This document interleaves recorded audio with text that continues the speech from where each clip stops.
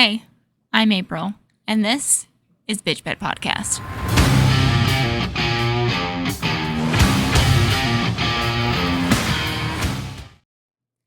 Hey, what's up, everybody? Welcome back, or welcome to the podcast. I am going to be switching some gears with this episode, and I do want to preface that this is not a political episode. I personally don't like politics. I have no interest in politics, and normally I don't really entertain any conversations about politics. But I do, however, know a thing or two about how the media is supposed to cover the politics of this country, and I've got some things to say about it. As I mentioned in my first episode, I do have a bachelor's degree in communication. But more specifically, it has an emphasis in multimedia journalism. So with all that out of the way, let's go ahead and get into it. So what is journalism? Well, the definition is the activity or profession of writing for newspapers, magazines, or news websites, or preparing news to be broadcast. This is supposed to provide the public with all the information about a topic, policy, candidate, or event in an unbiased manner so the public can make an informed decision. Since I started taking journalism classes while in community college, there was one consistent lesson that was taught at the beginning of every single class I attended, which was that journalists are the watchdogs of the government. And journalism is the unwritten fourth branch of government. Journalism is supposed to be a selfless act, a profession that prides itself on standing up for what's right and just, a profession that understands the importance of having an informed public and being able to relay information in a way that everyone consuming it can understand, not just a select few. A profession built on standing up to a government that they didn't believe in because they believed that the public needed to know what was happening behind closed doors. And I don't feel like this is the media that we have today. Since the current media industry is not up to the correct standards of journalism, I don't watch the news. I actively go out of my way to avoid consuming anything related to the news. In all of my journalism classes while I was in college, I was one of the only people that would say that I didn't consume anything from the media. Because what we have today isn't journalism, it's propaganda. Well, what's propaganda? That definition is information, especially of a biased or misleading nature, used to promote or publicize a particular political cause or point of view. This is what leads to divide and having groups of people being pitted against each other. This is all the media is now, no matter what side of the political spectrum it falls on. The constant message that's getting spewed from all different media organizations is, you have to think like I do, and if you don't, then you are the problem. Journalism is supposed to have no place for commentary or personal opinions.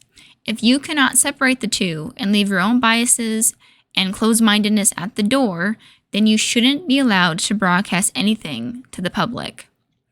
Messages that generate any kind of divide in this country shouldn't be getting any amount of airtime.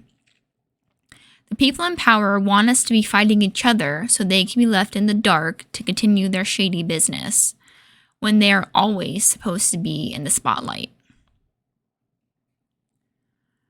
I'm sure you have all seen in some aspect the clips where it starts as one broadcast showing a story, and then it expands into dozens and dozens of different broadcasts, all showing the exact same story. The media is more concerned about being the first to cover something or simply covering the exact same story as their competitors than being factual and providing the public with what they actually deserve to know. Not to mention, if a correction ever needs to be issued for a story that was ran, the correction will never get as much airtime as the original incorrect story. And for those of you that don't know, a correction is basically a, hey, we got this wrong. Here's all the information we did get wrong, but here's all the corrected information for that story. And yes, corrections are actual things that should happen in journalism, because if you feed the people wrong information, you should admit it. Today's media has a ratings first mindset over providing actual quality journalism to the public. They would rather put their own twist on a story to have more people tune in or click a link. They would rather show a 10 to 15 second clip of their choosing so they can then spew their biased opinion and unsolicited advice for the remainder of the segment. The news has become an entertainment business rather than a journalistic organization. Why do we hear about celebrity relationships as much as we do? Don't get me wrong. I have my celebrity relationships that I root for because seeing people in love should always be a good thing. It's a nice reminder, a palate cleanser, if you will. But it shouldn't be covered by the media as much as it is. A celebrity spotting will never be breaking news. Unless they need a distraction. Everything is framed to tell a narrative. And that narrative is extremely one-sided no matter which broadcast you choose to tune into. When in reality, every news broadcast or article should be as unbiased as possible and should also include both sides of the issue, topic, etc. Because let's not forget that their actual job is to report on what's happening and be relayers of important information, not to commentate on current events. The news isn't supposed to be a sports broadcast. The media are no longer watchdogs of the government. They're lapdogs, and it shows. The people in power have an, it's okay when we do it, mentality, and there is an incredible lack of accountability by our media to ensure that those in power are acting accordingly and having the people's best interests in mind, not their own personal gain. Which explains why they've been able to broadcast their propaganda messages for so long. What's the saying? Be aware of a wolf in sheep's clothing. Why was the Depp v. Heard case televised so heavily, but the United States v. Maxwell case barely got any coverage? And weren't those two cases happening around the same time? Not to mention, it was proven that full court proceedings could be televised, and they do, in fact, get people to tune in. So then why was it only just one? And wouldn't you say that one of those cases was vastly more important for the public to be made aware of? And yet, that book wasn't released until about, 4 years later? Because that's right. Celebrity scandals make great distractions when it's needed. All anyone wants to do is point fingers and claim that they are the problem, instead of being able to come together and solve the problems that are prevalent in this country. The media is not only letting this happen, but they are also doing it themselves. You shouldn't listen to this broadcast because of this. You shouldn't listen to this other broadcast because of that. They are so focused on trying to discredit other media organizations when they barely have any credibility themselves. How are you better than those other media channels when you're doing the same thing they're doing, just under a different banner? Oh, that's right, because it's okay when you do it. What's that other saying? People in glass houses shouldn't be throwing stones? Another thing I don't like seeing is celebrities trying to convince their fans or other celebrities in order to get those fan bases to vote or lean a certain way politically, so that way they can get what they want. To me, this is bad form.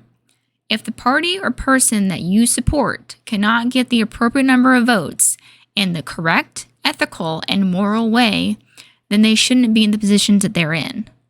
In fact, I gain more respect for celebrities that keep their own thoughts and opinions about politics out of the public light. I don't like this celebrity because they didn't weigh in on this one political thing. You shouldn't be turning to celebrities for your political guidance to begin with. You shouldn't be basing your own political views strictly off of who a certain celebrity is or isn't supporting. Their job is to entertain you, not to educate you. But this is the reality that the current media has left us with, since they have proven time and time again that they cannot be trusted. What celebrities should do instead of forcing their beliefs or political views on their fans just because they have a platform that people tune into is they should supply their fans with the resources, not propaganda, about that party, so the fans can make an informed decision for what's best for them. Because let's not forget that celebrities have different wants and needs than the average person about what they look for in a political candidate, policy, or topic. Just because celebrities support a specific party, candidate, or policy does not mean that they should be followed blindly.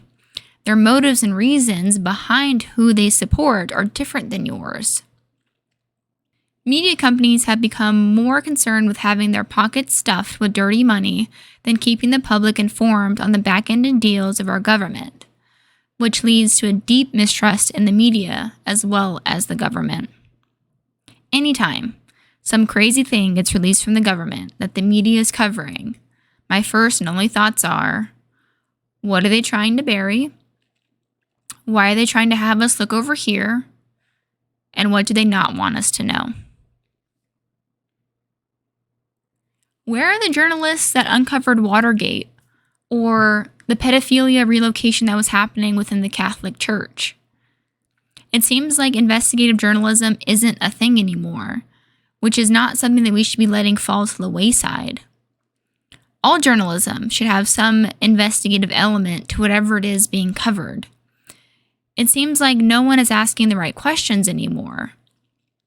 They just worry about asking the questions that will supply them with a soundbite to generate a smear campaign for the next 2 hours of airtime and call it breaking news. Have they forgotten that the press is protected by the First Amendment? Because I do not understand what has the media so scared to speak up about what the government at large is doing, not just the president. There are 3 branches of our government, yet only one is mentioned most by the media. Or maybe they aren't scared at all, and instead they decided to enter into some kind of agreement with the government where they will supply the public with echo chambers so that we can only think one way, as to keep the focus off the government. Podcasters have become more reliable resources than the media.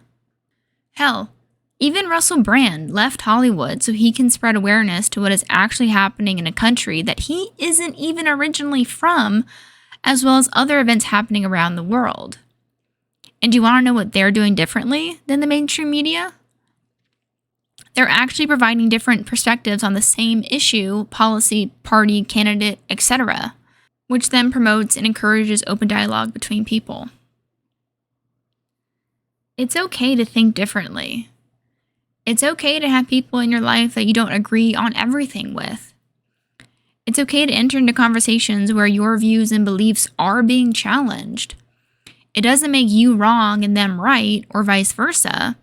It means that you're opening yourself up to a different perspective and wanting to see where they're coming from or why they believe in the things that they do. And it's also completely okay to leave that conversation without changing your mind on anything. Just like it's equally okay to have your mind be changed because perspective is supposed to shift and change.